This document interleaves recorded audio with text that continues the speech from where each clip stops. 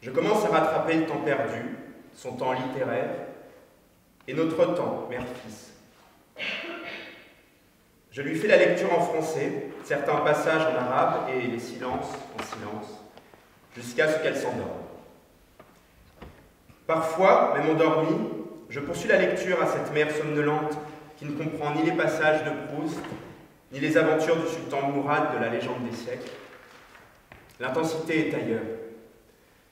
Plus que les textes, c'est notre relation qui est en tension.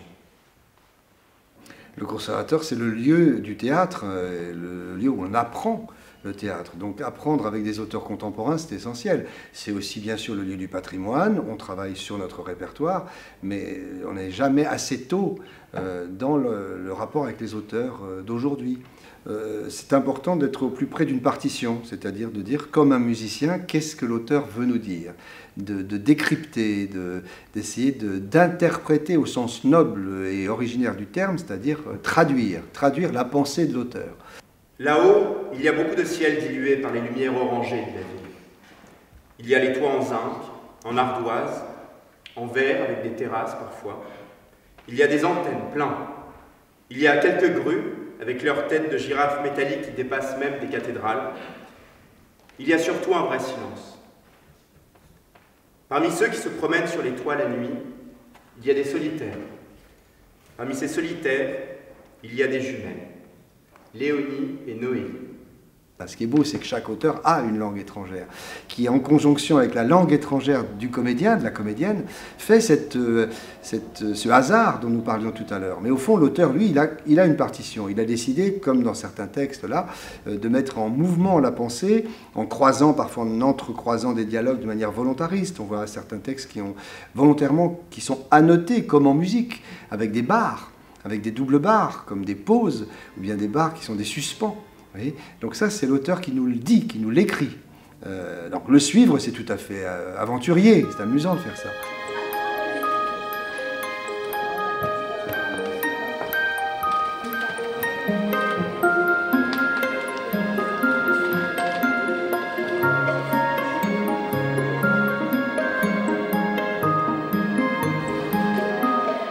Et je ne m'attendrai pas plus longtemps, nous avons choisi le texte de Nathalie Papin.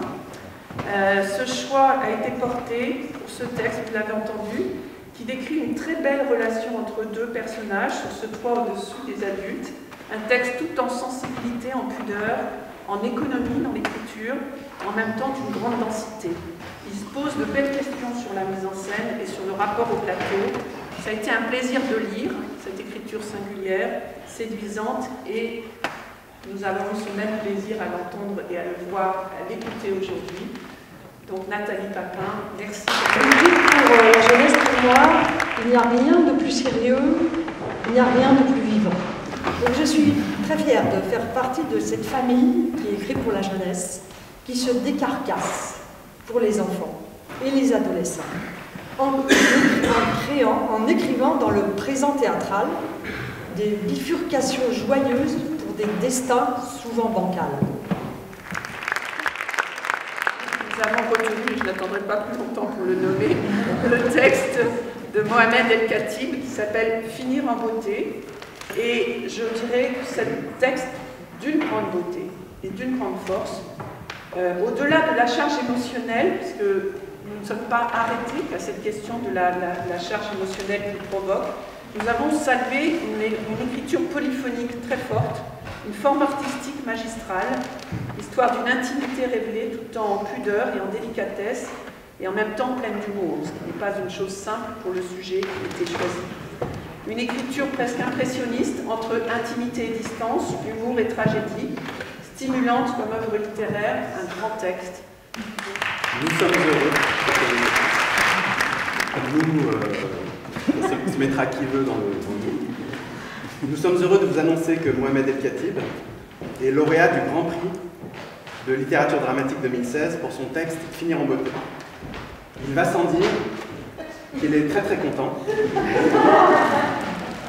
qu'il a tout à fait conscience que ce Grand Prix est moins important que le Grand Prix de Monaco ou d'Estoril, mais que quand même ça fait plaisir pour lui et sa mère. Il tient à remercier avec tendresse tous les complices qui ont rendu cette aventure possible. Il espère également que la mort inopinée de Jean d'Ormesson ne viendra pas éclipser l'actualité de ce prix.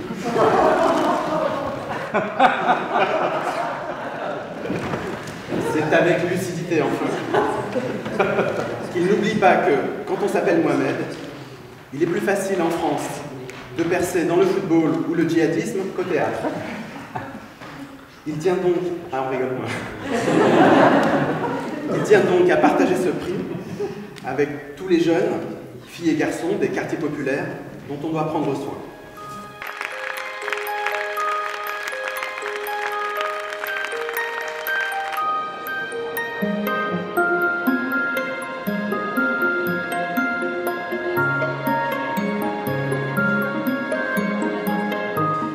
C'est très important de faire en sorte que le théâtre s'adresse à tous. Le théâtre, c'est un art millénaire, mais c'est véritablement un art qui parle du monde, qui parle de la société, qui parle de la façon dont on est ensemble, que ce soit sur un plateau, que ce soit dans la vie.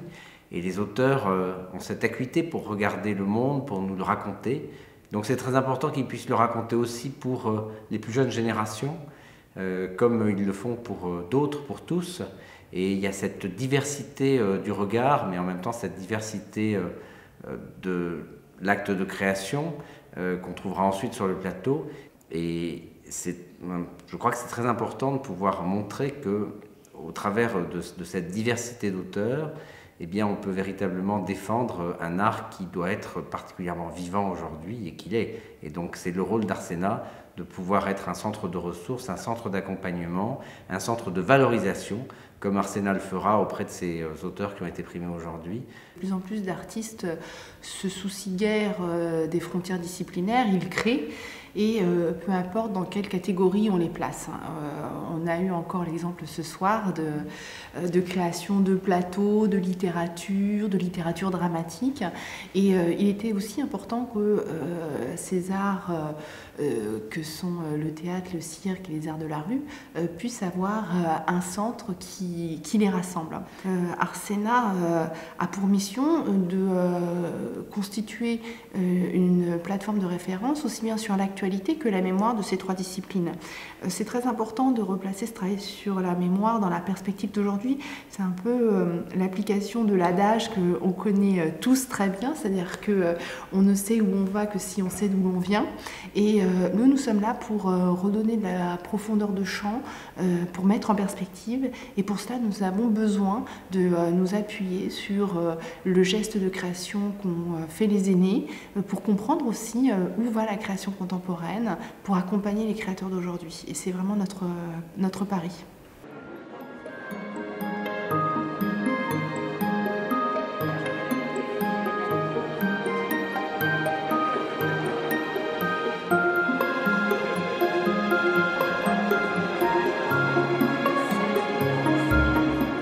Oui, c'est un texte qui vient de 10 ans de travail. Alors évidemment, il n'y a pas un travail quotidien sur ce texte pendant 10 ans. Hein. Mais quand même, les premières phrases sur ce sujet qu'on retrouve d'ailleurs dans Léonie et Noélie commencent en 2007 avec un texte qui s'appelle « Moitié grande et moitié petite ». C'est une envie d'aller vers justement écrire ce désir de trouver chez l'autre soi-même. Et dans le cas de l'agibilité, ça se trouve, c'est-à-dire on a en face de soi quelqu'un qui est identique, souvent comme dans le cas de monozygote. Et c'est une chose quand même très, très étonnante de se voir comme dans un miroir, et non seulement physiquement, mais aussi dans la pensée. C'est plus comme un pays pour moi, l'enfance, que comme un âge chronologique ou les choses qui suppose qu'on ait acquis quelque chose. Enfin, c'est vraiment un pays.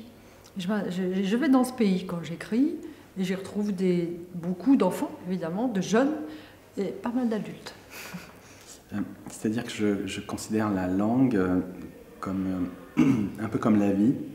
C'est-à-dire que c'est extrêmement hétérogène, hétéroclite, et que les choses sont complexes et à des moments vous puisez dans différents registres.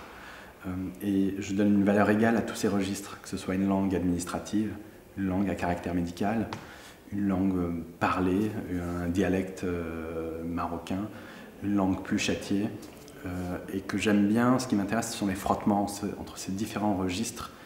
Et j'aime bien quand, un peu comme dans la vie, c'est-à-dire que deux choses qui ne sont pas prévues, des choses qui ne sont pas prévues surviennent, se rencontrent, et ça produit quelque chose auquel on n'avait pas pensé.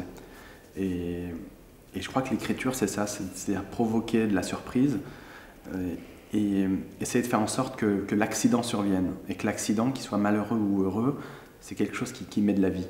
Et ça permet à la langue de garder son caractère vivant, et en même temps d'interroger les processus d'écriture, et de ne pas s'endormir confortablement dans le cadre d'une écriture, disons, confortable, institutionnelle. C'est-à-dire l'enjeu même est d'interroger la langue et les rapports de domination qu'elle peut induire, cette langue. Et donc questionner la grammaire, questionner le rythme, c'est une façon de s'émanciper et de prendre de la liberté par rapport à la langue classique.